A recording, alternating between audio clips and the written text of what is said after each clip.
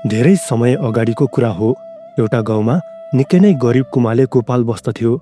सम्पत्तिको नाममा उसको एउटा सानो छाप्रो र भाडा बनाउने चक्र बाहेक अरू केही पनि थिएन।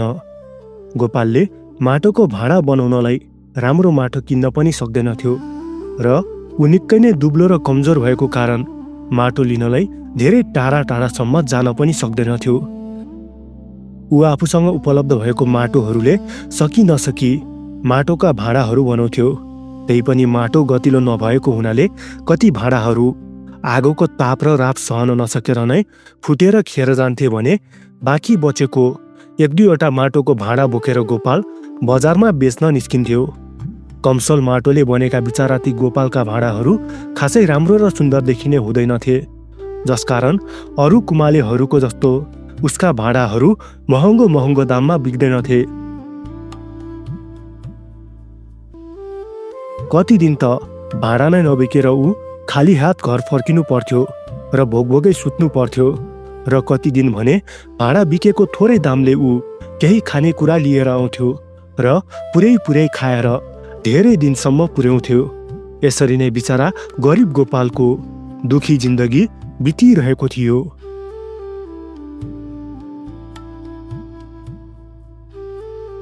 त्यस्तैमा एक रातको कुरा हो। त्यस रात पनि गोपाल आफ्नो छाप्रोमा भाँडा बनाइरहेको थियो। रात धेरै नै चिप्पिसकेको थियो, तर भोको पेट भएको कारण भोलि जसरी भए पनि उसलाई भाँडा बनाएर बजारमा लगेर बेच्न जरुरी नै थियो। त्यसैले ऊ निन्द्रा लागे पनि मरुन्जेल जागेर भाँडा बनाइरहेको थियो। ठ्याक्कै त्यसै समय एक्कासी गोपालको छाप्रोको ढोका ढकढक गरेर कसैले ढकढक्यायो। यो देखेर गोपाल त एक्कासी झस्कियो। मध्यरात भइसकेको थियो। गाउँलेहरू त घाम डुब्ने बित्तिकै घरधन्दा सकेर सुत्न भ्याइसकेका हुन्थे।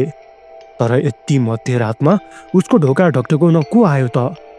ऊ अचम्ममा पर्यो र एकैछिन रोकेर सोध्यो, को हो बाहिर?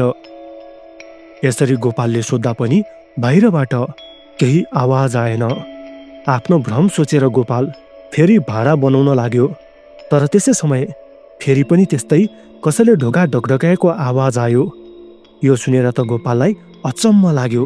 त्यसैले फेरि गोपालले सोध्यो, को हो भने बाहिर? किन नबोलेको भने? धेरै जिस्किनु पर्दैन है। गोपालले यति भन्यो, तर पनि बाहिरबाट केही आवाज आएन। यो देखेर गोपाल त छक्क नै पर्यो। तर फेरि कतै आफ्नो भ्रम पो हो कि भनेर उसले माटोको भाँडाहरू बनाउन थाल्यो। तर फेरि केही समय नबित्दै कसैले गोपालको ढोका ढकढक्यायो। अब भने गोपाललाई निकै नै रिस उठेर आयो र ऊ रन्केर गएर आगलो निकाल्दै जोडले ढोका खोल्यो। गोपालले निकै नै रिसाएर ढोका खोल्यो, तर बाहिर भने उसले कसैलाई पनि देखेन। यो देखेर भने गोपाललाई अचम्म लाग्यो। अघि त्यत्रो कसैले ढोका ढकढक्याएको त गोपालको कानले राम्रोसँग नै सुनेको हो, तर अहिले ढोका खोलेर हेर्दा त कोही पनि नदेखेपछि एक्कासी गोपालको मन त चिसो भएर आयो। त्यसैले गोपालले ढोका बन्द गर्न मात्र के लागेको थियो, एक्कासी बाहिरबाट कसैले गोपाललाई उसको नामबाट नै बोलाएको आवाज आयो। यो देखेर गोपालले फेरि बाहिर हेर्यो, तर अन्धकार रातमा उसले त्यहाँ कसैलाई पनि देखेन। तर उसको घरको अलि परको झ्याङबाट भने कसैले एकहोरो गोपाललाई नै बोलाइरहेको थियो। यो सुनेर गोपालको मनमा अनेक प्रश्नहरू खेल्न थाले, कौतूहलता जाग्न थाल्यो। त्यसैले गोपाल त्यस झ्याङतर्फ अघि बढ्यो। अघि बढ्दै गोपाल त्यस झ्याङनेर पुग्यो, तर त्यहाँ उसले कसैलाई पनि देखेन। त्यो झ्याङ पनि खाली नै थियो। तर फेरि त्यसै समय गोपाललाई त्यही आवाजले गोपाल भनेर बोलायो। यसपटक भने त्यो आवाज बाटो मुनिबाट आइरहेको थियो। यो सुनेर फेरि गोपाल त्यही बाटो मुनितर्फ नै अघि बढ्यो।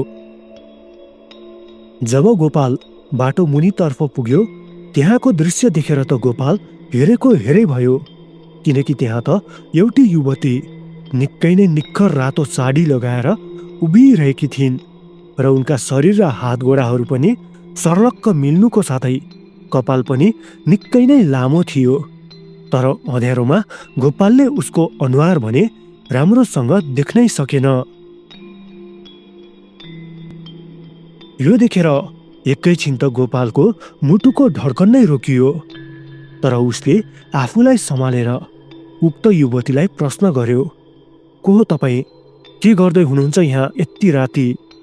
तब उक्त युवतीले पनि निकै नै रहस्यमय स्वरमा जवाफ दिइन्, म तिमीलाई मद्दत गर्न आएको हुँ गोपाल। गोपालले हल्का डराएको स्वरमा प्रश्न गर्यो, कस्तो मद्दत? तब उक्त युवतीले रहस्यमय स्वरमा भनिन्, आऊ मसँग। यति भनेर उक्त युवती अगाडि बढिन्। तब गोपालको मस्तिष्कले त उसलाई रोकि नै रहेको थियो, तर उसका पाइलाहरू भने यसरी अगाडि बढ्न थाले कि मानव कसैले उसको शरीरलाई आफै नियन्त्रण गरिरहेको छ। उसले आफै उक्त युवतीलाई पछ्याउन थाल्यो। त्यो युवतीलाई पछ्याउँदै पछ्याउँदै गोपाल एउटा निकै नै अजीब ठाउँमा पुग्यो, जहाँ जहीँ तहीँ कालो माटो नै कालो माटो थियो, जस्तै त्यो ठाउँलाई नै पुरै अन्धकार बनाइरहेको थियो। त्यहाँ पुगेर उक्त युवती टक्क अडिन्। त्यससँगै गोपालको पाइला पनि टक्क अडियो। तब उक्त युवतीले पछाडि फर्केर गोपालतर्फ हेरिन्। अब बल्ल गोपालले उक्त युवतीको अनुहार देख्यो, जुन देखेर त गोपालको होस हवास नै उड्यो र ऊ त हेरेको हेरै भयो, किनकि त्यो युवती त यति सुन्दर र यति आकर्षक थिइन् कि यस्तो लाग्थ्यो मानव कुनै स्वर्गकी अप्सरा नै हुन्। उक्त युवतीलाई देखेर त अब गोपाल मनमोहित नै हुन थाल्यो। तब उक्त युवतीले पनि भनिन्, गोपाल, यहाँ तिमीलाई चाहिने प्रशस्त माटोहरू छन्, जसबाट तिमीले राम्रा राम्रा भाँडाहरू बनाउन सक्छौ, र यस माटोमा बनाएका भाँडाहरू जस्तो सुकै तातोमा पनि फुट्दै फुट्दैन। यो सुनेर गोपालले पनि भन्यो, तर यी सबै माटोहरू त कालो छन्, मलाई त रातो माटोको भाँडा बनाउनु छ, जुन निकै नै सुन्दर हुन्छ र महँगो दाममा बिक्छन्। तब उक्त युवतीले पनि मुस्कुराउँदै भनिन्, यो कालो माटो पनि रातो हुन सक्छ। तब गोपालले अचम्म मान्दै भन्यो, यो कालो माटोहरू कसरी रातो हुन सक्छ? छल गरेर र रङ लगाएर त म कहिल्यै भाँडा बनाउँदिन। म भोक्कै बस्छु, तर म कसैलाई धोका दिन्न। गोपालको यस्तो कुरा सुनेर त उक्त युवती उसको छेउमा आइन् र आफ्ना मुलायम हातहरूले गोपालको गालामा समाउँदै भनिन्, जब यो काली माटीमा कसैको रगत चुहिन्छ, तब यी माटोहरू आफै नै राता माटाहरूमा परिणत हुनेछ, र ती माटाबाट बनेका भाँडाहरू यति सुन्दर हुन्छन् कि त्यसलाई देख्ने जो कोहीले पनि एकै झलकमा त्यो भाँडालाई किन्नेछन्। त्यसपछि तिम्रो पनि सुखको दिन आउनेछ। यो सुनेर गोपाल त एक्कासी डरायो र हल्का पछाडि सर्यो। तब उसको आँखा उक्त युवतीको खुट्टातर्फ गयो। त्यहाँ गोपालले जुन दृश्य देख्यो त्यसले त गोपालको सातो पुत्लो नै उड्यो, किनकि उक्त युवतीको खुट्टा त पछाडितर्फ पो फर्किएको थियो। अब बल्ल गोपालले थाहा पायो कि उक्त युवती त कुनै साधारण युवती नभएर एउटा भयानक प्रेत आत्मा किचकण्डी पो रहेछ। डराउनु पर्दैन गोपाल, मैले तिम्रो शरीरको पुरै रगत मागेको होइन, मैले त मात्र एक थोपा रगत मागेको हुँ। जब तिमीले आफ्नो एक थोपा रगत यहाँ खसाल्छौ, तब यी सबै माटोहरू रातो हुनेछन्, र स्वयं म आफै तिमीलाई चाहिने जति माटो तिम्रो घरसम्म ल्याइदिनेछु। तिमीले कुनै दुःख कष्ट गर्नै पर्दैन। के तिमी तयार छौ? यति भन्दै उक्त किचकण्डीले आफ्ना तीखा तीखा दाँतहरू देखाई, जुन देखेर त गोपालको होस नै उड्यो र ऊ त झसङ्ग भयो। जब गोपाल झस्कियो, उसले बल्ल महसुस गर्यो कि ऊ त अरू कतै नभएर आफ्नै छाप्रोमा पो रहेछ, जहाँ ऊ भाँडाहरू बनाइरहेको थियो। र कमजोरी र थकानले गर्दा ऊ त भुसुक्कै निदाउन पुगेछ। उसले आफ्नो ढोकातर्फ हेऱ्यो। त्यो ढोका अहिले पनि बन्दै थियो। उसले त निकै नै भयानक सपना पो देखेको रहेछ। कस्तो डरलाग्दो सपना! ऊ भिजेर पसिना पसिना भइसकेको थियो। त्यसैले उसले अम्खुराबाट घटघटी पानी पियो र आफ्नो काम गर्न थाल्यो। भोलिपल्टसम्म उसले 5वटा माटोको भाँडा तयार पार्यो। तर जब ती भाँडाहरू उसले पोल्नलाई भट्टीमा हाल्यो, आज पनि उसका भाँडाहरू ताप सहन नसकेर फुट्यो। त्यसैले हिजो बाँकी भएको केही भाँडाहरू लिएर नै ऊ बजारतर्फ लाग्यो। ती भाँडाहरू देख्दैमा आकर्षक र सुन्दर नभएको कारण आज पनि कसैले पनि किनेनन्। साँझसम्म गोपाल त्यही नै बसिरह्यो, तर उसको हातमा फुटेको कौडी समेत लागेन। त्यसैले ऊ आज पनि निराश भएर खाली हात घर फर्कियो। खानाको नाममा न एक मुठी पिठो थियो, न त एक दाना अन्न नै। भाँडा बनाउने माटो लिन जाने तागत पनि गोपालसँग थिएन। त्यसैले आज पनि ऊ भोको पेट लखतरान भएर ढल्यो। आज पनि राति गोपालले त्यही सपना देख्यो। एउटा निकै नै रहस्यमय चिजले गोपालको ढोका ढकढक्यायो। गोपालले ढोका खोल्यो, तर बाहिर कोही पनि थिएन। ढोका लगाउन लाग्यो, तर फेरि कसैले उसलाई बोलाएको आवाज आयो। ऊ आवाज आएतर्फ अघि बढ्यो। त्यहाँ उसले एउटी निकै नै आकर्षक युवतीलाई देख्यो र आफै पछ्याउन लाग्यो। त्यो युवतीले गोपाललाई त्यही कालो माटो भएको ठाउँमा लिएर गइन् र आज पनि गोपाललाई रगतको बदलामा माटो दिने बाचा गरिन् र आज पनि गोपाल झस्किएर बिउजिँदा ऊ आज पनि पसिना पसिना भएको थियो। उसले आफ्नो पसिनाहरू पुछ्यो र घटघट एक अम्खुरा पानी पियो। त्यसै समय उसको आँखा ढोकातर्फ गयो, किनकि आज भने उसको छाप्रोको ढोका खुल्लै थियो। यस्तो लाग्थ्यो कि त्यहाँबाट कसैले उसलाई चिहाएर हेरिरहेको छ। गोपाल उठ्यो र गएर छाप्रोको ढोका लगाउन मात्र के लागेको थियो, अचानक एउटा आवाजले ऊ झस्किन पुग्यो। कुनै हुरी जस्तै एउटा सुस्त आवाजले उसलाई गोपाल भनेर बाहिरबाट बोलाइरहेको थियो। यो सुनेपछि उसले हत्तपत्त ढोका लगायो र डरले एका कुनामा गएर थरथरी काम्दै बस्न थाल्यो। जुन कुरालाई गोपालले मात्र एउटा डरलाग्दो सपना सोचेको थियो, तर त्यो त सपना नभएर एउटा भयानक वास्तविकता पो रहेछ। यो सोचेर गोपाललाई निकै नै डर लाग्यो। केही बेर काम्दै काम्दै ढोकातर्फ आँखा तेर्साएपछि पनि कोही नआएपछि बल्ल गोपालको डर शान्त भयो। तर उसको मन भने अझै नै अशान्त नै थियो, किनकि आज 3 दिन हुन लागिसकेको थियो। गोपालको पेटमा अन्नको एक दाना समेत परेको थिएन।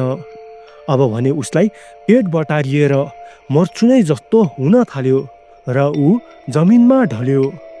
त्यति बेला गोपालको दिमागमा केही आएन, मात्र यही कुरा आयो जुन उक्त किचकण्डीले गोपाललाई भनेकी थिइन्।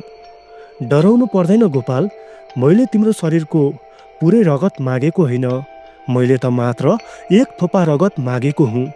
जब तिमीले आफ्नो एक थोपा रगत यहाँ खसाल्छौ, तब यी सबै माटोहरू रातो हुनेछन् र स्वयं म आफै तिमीलाई चाहिने जति माटो तिम्रो घरसम्म ल्याइदिनेछु। तिमीले कुनै दुःख नै गर्न पर्दैन। जब यो काली माटीमा कसैको रगत चुहिन्छ, तब यी माटोहरू आफै नै राता माटाहरूमा परिणत हुनेछ र ती माटाबाट बनेका भाँडाहरू यति सुन्दर हुन्छन् कि त्यसलाई देख्ने जो कोहीले पनि एकै झलकमा त्यो भाँडालाई किन्नेछन्। त्यसपछि तिम्रो पनि सुखको दिन आउनेछ। यो सम्झेर अब गोपालले सोच्न थाल्यो कि यसरी भोकभोकै मर्नुभन्दा बरु त्यही किचकण्डीले भनेको मान्नु जाति। के थाहा, फलिफाप नै पो भइहाल्छ कि। रगत दिएर चाहिँ मैले कुन चाहिँ पाप गर्ने हो र? अरूको रगत होइन क्यारे, मेरो आफ्नै रगत हो, म जेसुकै गरौँ। गोपालले यति सोच्न साथ एक्कासी गोपालको छाप्रोको ढोका आफै खुल्यो। यो देखेर गोपालले बाहिर हेऱ्यो। त्यहाँबाट कसैले गोपाललाई बोलाएको आवाज आयो। गोपाल डराउँदै डराउँदै आवाज आएतर्फ अघि बढ्यो। उसले त्यही युवतीलाई देख्यो जसलाई उसले पहिले सपनामा देखेको थियो। गोपाल सोही युवतीलाई पछ्याउँदै पछ्याउँदै उक्त कालो माटो भएको ठाउँमा पुग्यो। त्यहाँ पुगेर उक्त युवतीले फेरि गोपाललाई भनिन्, गोपाल, यदि तिमी रगत दिन तयार छौ भने एक थोपा रगत यही माटोमा चुहाऊ। उक्त युवतीले यस्तो भनेपछि गोपालले पनि आफ्नो औँला थोरै काटेर उक्त काली माटीमा रगत खसाइदियो। रगत पर्न साथ चमत्कारिक रूपले उक्त काली माटीको रङ परिवर्तन भएर रातो माटो पो हुन थाल्यो। यो देखेर गोपाल अचम्मित नै भयो, तर उक्त युवती भने निकै नै खुसी भइन्। उक्त युवतीले भनिन् कि गोपाल, तिमीले मलाई आज एउटा ठुलो बन्धनबाट मुक्त गरिदियो। यो कुनै काली माटी होइन, यो त मानिसका शरीरहरू जलेर बनेका भस्महरू हो, जुन तिम्रो रगतले आज फेरि जागेको छ। तिमीले धेरै वर्षपछि फेरि आज मलाई जगाइदियौ। उक्त किचकण्डीको यस्तो कुरा सुनेर त गोपाल निकै नै तर्सियो र डराउन थाल्यो। तब उक्त किचकण्डीले फेरि भनिन्, नडराउ गोपाल, म तिमीलाई केही पनि गर्दिन, मात्र हरेक दिन तिम्रो एक थोपा रगत लिनेछु र त्यसको बदलामा तिमीलाई अथाह धन सम्पत्ति दिनेछु। तर यदि तिमीले यो कुरा कसैलाई बतायौ भने म त्यही दिन तिम्रो सबै रगत सोच्नेछु र त्यो नै तिम्रो अन्तिम दिन हुनेछ। त्यसपछि म फेरि तिमीलाई छोडेर सधैँको लागि यहीँ कैद भएर बस्नेछु, अर्को एउटा यस्तै व्यक्तिको खोजीमा जसले मलाई आफ्नो रगत दिएर फेरि मेरो प्रेत आत्मा जगाउनेछ। यति भनेर उक्त किचकण्डीले गोपाललाई चाहिने जति माटो गोपालको छाप्रोमा पुर्याइदिइन् र उनी पनि त्यही गोपालको छाप्रोमा नै बस्न थालिन्। त्यसपछिका दिनहरूमा गोपालले हरेक रात निकै नै सुन्दर र आकर्षक माटोको भाँडा बनाउन थाल्यो, जुन देख्दैमा निकै नै चमकदार र रातो हुने गर्थ्यो, किनकि किचकण्डीले उसलाई सिकाएकी थिइन् कि यदि उसलाई माटो निकै नै चमकदार र रातो बनाउनु छ भने त्यस माटोमा उसले आफ्नो शरीरको थोरै रगत मिसाउनु पर्नेछ र भाँडा बनाउनु पर्नेछ, जसले भाँडाको रङ निकै नै शानदार बनाउनेछ। गोपालले पनि उक्त किचकण्डीले भने जस्तै हरेक रात आफ्नो एक थोपा रगत माटोमा मिसाउँथ्यो र भाँडा बनाउँथ्यो। नभन्दै ती भाँडाहरू देख्दैमा निकै नै शानदार र आकर्षक हुन्थे। ती भाँडाहरू यति बलिया हुन्थे कि घन्टौँसम्म भट्टीमा हाल्दा पनि पहिलेको जस्तो फुट्दै फुट्दैनथ्यो, झन् अझै कडा हुने गर्थ्यो। र जब गोपाल आफ्ना भाँडाहरू लिएर बजारमा पुग्थ्यो, एकैछिनमा ती सबै भाँडाहरू महँगो दाममा बिक्ने गर्थ्यो, किनकि जसले एकपटक ती भाँडाहरूलाई देख्थे उनीहरूले त्यो भाँडा नकिनिकन बस्नै सक्दैनथे। यसरी गरिब गोपालले अब राम्रो कमाइ गर्न थाल्यो र बिस्तारै बिस्तारै उसको जिन्दगी पनि खुसी र सुखी हुन थाल्यो।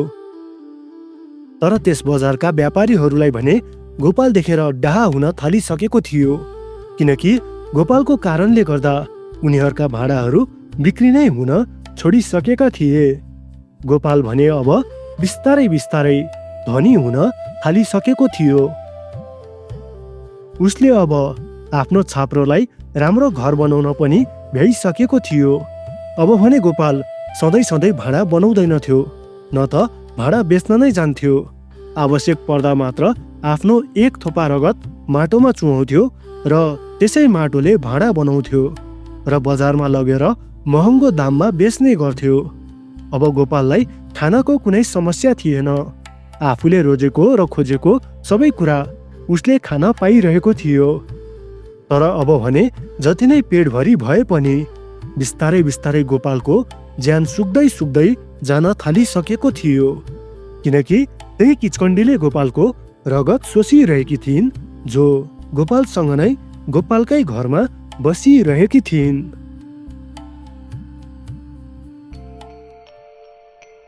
त्यस्तैमा एक रात पनि गोपाल भाँडा बनाउने तर्खर गरिरहेको थियो। त्यसै समय किचकन्डी आइन् र गोपाललाई हेर्दै भनिन्, गोपाल, आज पूर्णेको रात हो। यदि तिमी चाहन्छौ भने म तिमीलाई एउटा अद्भुत तरिका बताउन चाहन्छु, जसले तिम्रो भाँडालाई निकै नै बहुमूल्य बनाउने छ। किचकन्डीको यस्तो कुरा सुनेर गोपाल पनि मक्ख पर्यो र सोध्यो, कस्तो अद्भुत उपाय? तब किचकन्डीले पनि भनिन् कि यदि तिमीले यस माटोमा आज एक थोपा मात्र नभई एक मुठी रगत हालेर भाँडा बनायौ र त्यसलाई भट्टीमा नपोलिकन बाहिर पूर्णेको जुन मुनि राख्यौ भने त्यो भाँडा अरू तिमीले बनाउने भाँडा भन्दा 100 गुणा बढी मूल्यवान हुनेछ। किचकन्डीको यस्तो कुरा सुनेर गोपाललाई अचम्म लाग्यो र उसले सोच्यो कि माटोको भाँडा भट्टीमा नपोलिकन जुन मुनि राखेर कसरी तयार हुन सक्छ। तर 100 गुणा मूल्यवान हुन्छ भनेको सुनेर गोपाल निकै नै दङ्ग पर्यो र उसले आज आफ्नो एक मुठी रगत माटोमा हालेर भाँडा तयार पार्यो र किचकन्डीले भने जस्तै त्यसलाई भट्टीमा नपोलिकन पूर्णेको जुन मुनि राखिदियो। भोलिपल्ट बिहान जब गोपालले उक्त भाँडा देख्यो, तब त ऊ आश्चर्यचकित हुँदै हेरेको हेरै भयो। साँच्चै नै किचकन्डीले भने जस्तै त्यो भाँडा त अहिले अरू माटोको भाँडो भन्दा 100 गुणा बढी मूल्यवान भइसकेको थियो, किनकि त्यो भाँडो अहिले कुनै माटोको भाँडा थिएन, त्यो त एउटा चम्किलो चाँदीको भाँडामा परिणत भइसकेको थियो। यो देखेर गोपाल त निकै नै मक्ख पर्यो र त्यसलाई लिएर ऊ बजारमा गयो। उसले उक्त भाँडो बजारमा लगेर एउटा धनाढ्य व्यक्तिलाई निकै नै महँगो दाममा बेच्यो। यो देखेर वरपरका भाँडा व्यापारीहरू निकै नै चकित भए र सोच्न थाले कि यो गरिब कुमालेसँग 81 अद्भुत चाँदीको भाँडा कहाँबाट आयो। तर गोपाल भने त्यस चाँदीको भाँडा बेचेर हात परेको दाम बोकेर खुरुखुरु घरतर्फ फर्कियो। यसपछि उसले आफूलाई घरमा चाहिने सबै सामान किन्यो र फेरि कति दिनसम्म माटोको भाँडा नै नबनाइकन आरामले बसिरह्यो। अर्कोचोटि फेरि एक रात गोपालले माटोको भाँडा बनाउन लागिरहेको थियो। त्यसै समय किचकन्डीले फेरि भनिन्, गोपाल, आज चन्द्रग्रहण हो। यदि तिमी चाहन्छौ भने म तिमीलाई एउटा अद्भुत तरिका बताउन चाहन्छु, जसले तिम्रो भाँडालाई निकै नै बहुमूल्य बनाउने छ। किचकन्डीको यस्तो कुरा सुनेर गोपाल फेरि मक्ख पर्यो र सोध्यो, कस्तो अद्भुत उपाय? तब किचकन्डीले फेरि भनिन् कि यदि तिमीले यस माटोमा आज एक थोपा मात्र नभई 2 मुठी रगत हालेर भाँडा बनायौ र त्यसलाई भट्टीमा नपोलिकन बाहिर खुला आकाश मुनि नै राख्यौ भने यो भाँडा अरू तिमीले बनाउने भाँडा भन्दा 1000 गुणा मूल्यवान हुनेछ। किचकन्डीको यस्तो कुरा सुनेर गोपाललाई अचम्म लाग्यो, तर उसले सोच्यो कि किचकन्डीले भनेपछि अवश्य पनि हुन्छ होला।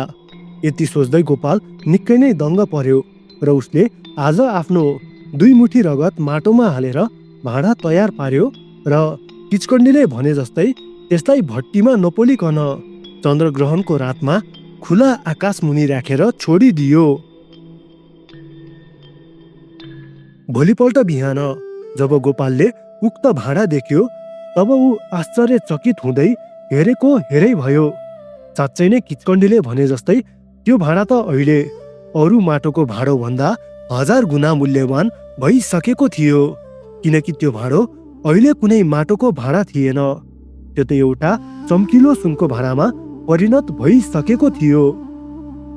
यो देखेर गोपाल झन् धेरै मक्ख पर्यो र त्यसलाई लिएर ऊ बजारमा गयो। उसले उक्त भाँडो बजारमा लगेर एउटा धनाढ्य व्यक्तिलाई निकै नै महँगो दाममा बेच्यो। यो देखेर वरपरका भाँडा व्यापारीहरू झन् धेरै चकित नै भए र सोच्न थाले कि यो गरिब कुमालेसँग 81 यति अद्भुत सुनको भाँडा कहाँबाट आयो। अस्ति पनि यसले चाँदीको भाँडा ल्याएर बेचेको थियो, आज सुनको भाँडा। पक्कै पनि यो गरिब कुमालेको हातमा कुनै निकै नै अमूल्य खजाना परेको छ। अब त यसको यो रहस्य पत्ता नलगाइकन भएन। यति भन्दै त्यस बजारमा व्यापार गरिबसेका दुई भाँडा व्यापारीहरूले गोपाललाई पछ्याएर गोपालको चियो राख्न थाले।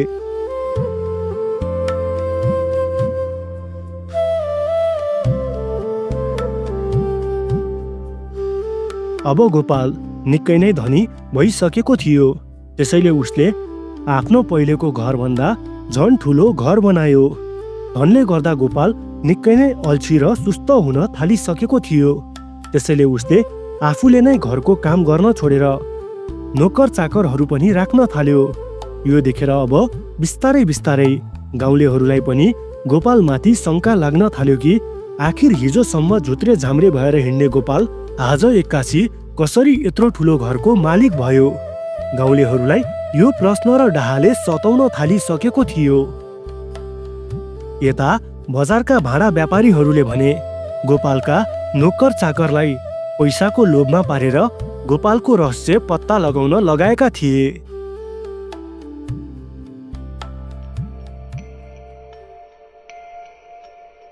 यस्तैमा एक रातको कुरा हो। गोपालले उक्त किचकन्डी समक्ष भन्यो, मैले माटोको भाँडा पनि बनाएँ, चाँदीको भाँडा पनि बनाएँ, सुनको भाँडा पनि बनाएँ। अब मलाई हिराको भाँडा बनाउनु छ, त्यसको लागि मैले के गर्नुपर्छ? तब किचकन्डीले पनि भनिन् कि हिराको भाँडा तिम्रो हातबाट बन्न सक्दैन गोपाल, त्यो त मेरो हातबाट मात्र सम्भव छ। तर यदि तिमी मलाई एक अन्जुली रगत दिन्छौ भने म तिम्रो लागि हिराको भाँडा तयार गर्न सक्छु। किचकन्डीको यस्तो कुरा सुनेर एकैछिन त गोपाल निकै नै डरायो, तर फेरि उसले सोच्यो कि अब अन्तिम पटक हिराको भाँडा बनाएपछि त न मलाई जिन्दगीभर कुनै भाँडा बनाउनु पर्छ न त बेच्नु नै पर्छ, त्यसपछि त के को चिन्ता। यस्तो सोचेर गोपालले उक्त किचकन्डीलाई आफ्नो एक अन्जुली रगत दियो। तब त्यो किचकन्डी पनि भाँडा बनाउन तयार भइन्। किचकन्डीले आफै माटो मुछ्न थालिन् र भाँडा बनाउने चक्रमा घुमाएर आकार दिन थालिन्। यो कुरा गोपालका नोकर चाकरहरूले चियो गरिरहेका थिए। उनीहरूले भने किचकन्डीलाई देख्नै सक्दैनथे, त्यसैले उनीहरूको आँखाले जे देखिएको थियो त्यो त निकै नै चमत्कारिक थियो, त्यो त कुनै चमत्कार भन्दा कम थिएन। त्यहाँ त उनीहरूले गोपालले केही काम नगरिकनै हावामा नै सबै काम आफसे आफ भइरहेको देखिरहेका थिए। यो देखेर गोपालका नोकर चाकरले त्यो भाँडा व्यापारीहरूलाई तुरुन्तै खबर गरे, जसले उनीहरूलाई गोपालको चियो राख्न हराएका थिए। तर ती भाँडा व्यापारीहरूले पनि यस्तो अपत्यारिलो र अलौकिक दृश्य देखेपछि सबै गाउँलेहरूलाई जम्मा पारेर गोपालको घर घेर्न लगाए। ती व्यापारीहरूले गाउँलेलाई भने कि गोपालले कालो जादु गर्न थालेको छ, त्यसैले यति धेरै धनी भयो। गाउँलेहरूले पनि शङ्का त गरिरहेका थिए कि आखिर हिजोसम्म खान नपाएर भोकले प्याकप्याकी भएको गोपाल कसरी आज यत्रो सम्पत्तिको मालिक भयो। सबैजना गोपालको प्रगति देखेर डाहाले भुतुक्कै भएका थिए, त्यसैले उनीहरूले गोपाललाई समातेर ल्याए र आँगनमा बाँधेर सबै रहस्य खोताल्न थाले। उनीहरूले गोपालको घर पनि जलाइदिने धम्की दिए। सुरुमा त गोपालले केही पनि बताउनै चाहेन, तब गाउँलेहरू सबैजना मिलेर गोपालमाथि कुटपिट गर्न थाले। गोपालको यस्तो हालत देखेर ती बजारका व्यापारीहरू भने मक्ख परेर हेरिरहेका थिए। त्यसै समय गोपालको छेउमा किचकन्डी आइन् र रिसाउँदै भनिन् कि गोपाल, देख्यौ तिमीले, यो गाउँलेहरू तिम्रो उन्नति प्रगतिदेखि कति डाहाले जलेका छन्। यदि तिमी मलाई आफ्नो रगतको बाचा दिन्छौ भने म अहिले नै यिनीहरूको सबैको शरीरबाट आत्मा निकालेर यिनीहरूलाई कालको मुखमा पुर्याइदिनेछु। गाउँलेहरूको यत्रो कुटाइ खाएको गोपालले केही पनि सोच्नै सकेन। अब उसँग मात्र दुईवटा उपाय थियो, कि त किचकन्डीको बारेमा सबै कुरा गाउँलेहरूलाई बताइदिने, कि त किचकन्डीलाई रगतको बाचा दिएर त्यहाँ भएका सबैजनाको प्राण लिने। गोपालको घर सम्पत्ति सबै जलिसकेको थियो र गाउँलेहरूको कुटपिटले ऊ निकै नै घाइते भइसकेको थियो। त्यसैले उसले किचकन्डीतर्फ हेर्दै भन्यो, म जब गरिब थिएँ यी गाउँलेहरूले मेरो केही पनि मतलब नै गरेनन्। मैले जब खान नपाएर भोकभोकै कति दिन बिताएँ तब पनि यी गाउँलेहरूले मेरो केही पनि मतलब नै गरेनन्। जाडोमा ओढ्ने ओछ्याउने नहुँदा जब म रातभरि ठन्डीले कामेर जागेर बसेँ तब पनि यी गाउँलेहरूले मेरो केही पनि मतलब नै गरेनन्। यति भन्दै गोपाल भक्कानिएर रुयो। तब किचकन्डीले पनि भनिन् कि ठिक छ गोपाल, मलाई रगतको बाचा देऊ, म यी सबै गाउँलेहरूलाई तिम्रै अगाडि प्राणहीन बनाइदिन्छु। यिनीहरू पक्लक पक्लक ढल्नेछन्, मात्र तिमी मलाई रगतको बाचा देऊ। गाउँलेहरू गोपाललाई पिटिरहेका थिए। तब गाउँलेहरूतिर हेर्दै गोपालले पनि भन्यो, मलाई एउटी किचकन्डीले मद्दत गरी, त्यसैले मैले महँगा महँगा भाँडा बनाउन सकेँ र यत्रो धन सम्पत्ति कमाउन सकेँ। गोपालको यस्तो कुरा सुनेर त गाउँलेहरू त यसरी तर्सिए कि मानौ उनीहरूले आफ्नो अगाडि भूत नै देखे। उनीहरू त चुप भएर मूर्ति नै बने र हल्लिन समेत सकेनन्। त्यसपछि गोपालले गाउँलेहरूलाई किचकन्डीसँग भेटेदेखि रगतको बाचा गरेको र अहिले पनि किचकन्डी यही नै तिमीहरूको बिचमा नै छ भनिदियो। किचकन्डी आफूहरूकै बिचमा भएको कुरा थाहा पाएर त गाउँलेहरूको सातो पुत्लो उड्यो र उनीहरू त डरले थुरथुर कान्दै र हाहाकार मचाउँदै त्यहाँबाट कुलेलम ठोकेर सबैजना आआफ्नो घरतर्फ भाग्न थाले। अब त्यहाँ गोपाल एक्लै भयो। गोपालले किचकन्डीसँग गरेको बाचा तोडिसकेको थियो, त्यसैले अब उसले त्यसको भयानक परिणाम भोग्नु पर्ने थियो, जसकारण उसले अब रगत छाड्न थाल्यो। गोपालको यस्तो विचलित हालत देखेर त किचकन्डीको आँखाबाट पनि आँसु आयो र उनी पनि भावुक भइन्। त्यसपछि किचकन्डीले आफ्ना हत्केलाहरूले गोपालको गालामा समाउँदै भनिन् कि यो कपटी गाउँलेहरूको लागि तिमीले किन आफ्नो ज्यान दियौ गोपाल, किन तिमीले रगतको बाचा तोड्यौ। तब गोपालले पनि रुँदै भन्यो कि यो गाउँ त हिजो पनि मेरो लागि निर्जन नै थियो र यदि तिमीले सबै गाउँलेहरूको प्राण लियो भने पनि यो गाउँ त निर्जन नै हुनेछ। के फरक भयो र मलाई, म बिना यी गाउँलेहरू खुसी साथ रहन सक्लान्, तर यी गाउँलेहरू बिना म रहन सक्दिनँ। मैले सानैदेखि टुहुरो जीवन बिताएँ, आफ्नो आमा बुबा बिना नै कति रात दिन काटेँ। अब म आफ्नै आमा बुवाकोमा जान चाहन्छु, उहाँहरूसँगै बस्न चाहन्छु, त्यसैले म यो गाउँमा बस्न चाहन्न। अब म यो गाउँमा बस्न चाहन्न। यति भन्दै गोपालले त्यहाँ नै रगत छाडेर त्यस किचकन्डीको काखमा नै आफ्नो प्राण त्यागिदियो। यो देखेर किचकन्डी पनि निकै नै भावुक बनिन्। हिजोसम्म माटोका भाँडाहरू बनाएर बेच्ने कुमाले गोपाल आज मरिसकेको थियो र त्यो घर शून्य भइसकेको थियो। गोपालको असामयिक मृत्युपछि किचकन्डी पनि रगतको बाचाबाट मुक्त भइन् र फेरि फर्केर त्यही जङ्गलमा नै लागिन्। त्यस दिनदेखि आजसम्म कोही गाउँलेहरू पनि गोपालको घरको बाटो भएर हिँड्दैनन्। भन्ने गरिन्छ आजसम्म नि गोपालको घरबाट मध्यरातमा माटोको भाँडा बनाइरहेको आवाजहरू आइरहन्छ र यो पनि भन्ने गरिन्छ कि आजसम्म नि त्यो किचकन्डी गोपाल जस्तै अर्को लाचार व्यक्तिको खोजीमा छ, जसले उनीसँग रगतको बाचा गरोस् र उनीले त्यो व्यक्तिको हरेक इच्छा पुरा गरिदिने छिन्। साथीहरू, के तपाईँ त्यस किचकन्डीसँग रगतको बाचा गर्न चाहनुहुन्छ? पक्कै पनि कमेन्टमा बताउनुहोला। साथीहरू, हजुरहरूलाई आजको कथा कस्तो लाग्यो त पक्कै पनि कमेन्ट गर्न नबिर्सिनुहोला। त्यसका साथै आज पनि हामी केही नामहरू लिन गइरहेका छौँ जसले हाम्रो भिडियो हेरेर हामीलाई धेरै माया गरिदिइरहनु भएको छ।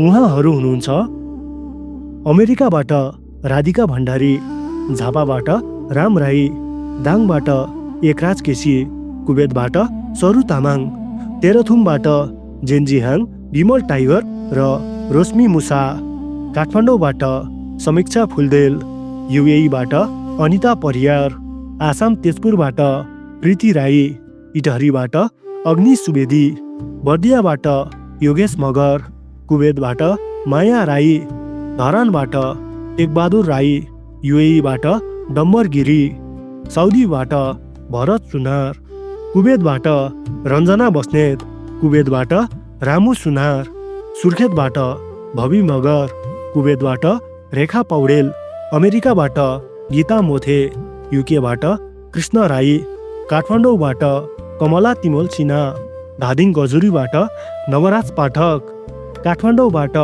नम्रता खड्का, दुबईदेखि बलु सरू, भक्तपुरबाट रामकुमार बस्नेत, जाजरकोटबाट हरिबहादुर कार्की, साथै तिर्सना सापकोटा, विष्णु लिम्बू, विजय थिङ, सपना मगर, श्रद्धा थापा, सुमित्रा अधिकारी, शमशेर शाही, सुन्दर खड्का, रविन्द्र शाही, हरि थपलिया, सिजन श्रेष्ठ, प्रेरणा हमाल, रविन्द्र शाही, जनक बुढा, सुरेन्द्र शाही, राधा ढकाल, मेरी थापा र सालु विश्वकर्मा लगायतका हाम्रो भिडियो हेरेर माया गरिदिनु हुने सम्पूर्ण मित्रहरूलाई हृदयदेखि नै धेरै धेरै धन्यवाद दिन चाहन्छौँ। सबै नामहरू आजको भागमा नै समेट्न नसकेको कारण क्षमा प्रार्थी छौँ। धेरै नामहरू अझै पनि छुटेका छन्। कृपया कमेन्टमा सामेल भएर हामीलाई झकझकाइदिनु होला। हामी अर्को भागमा पक्कै समेट्नेछौँ। त्यसको साथै आजलाई म र मेरो टिमलाई बिदा दिनुहोस् र आजको भिडियो मन पर्यो भने लाइक र सेयर गरिदिँदै च्यानलमा नयाँ हुनुहुन्छ भने च्यानललाई सब्सक्राइब पनि अवश्य पनि गरिदिनु होला। हस्त नमस्ते। अर्को कथाको साथमा फेरि भेटौँला।